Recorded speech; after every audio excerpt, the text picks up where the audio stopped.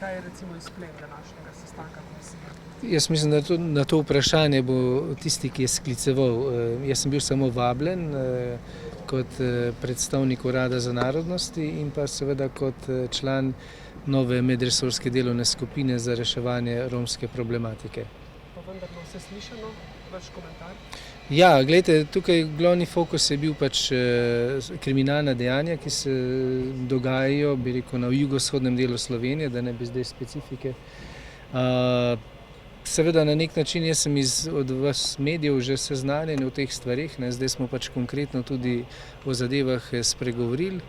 Kot sem slišal različne predstavnike policije, sodstva in pa sociale in občine, je dejansko zadeva prišla do vrha, ko je potrebno nujno ukrepati.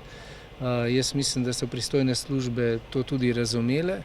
Jaz sem tudi podal nekatere rešitve, ki se bodo začele dogajati na državni ravni. Kot veste, da je oblikovana nova medresorska delovna skupina za reševanje romske problematike.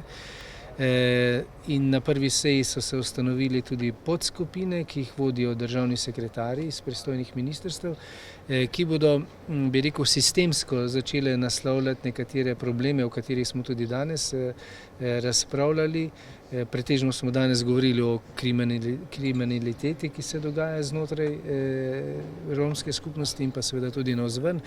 Tako da in tukaj bo tudi ena od teh podskupin, ki jo bo vodil državni sekretar iz Ministrstva za pravosodje, kjer se bo ukvarjala specifično z sistemskimi spremembami z področja kaznovalne politike. In danes smo na to temo kar precej stvari slišali.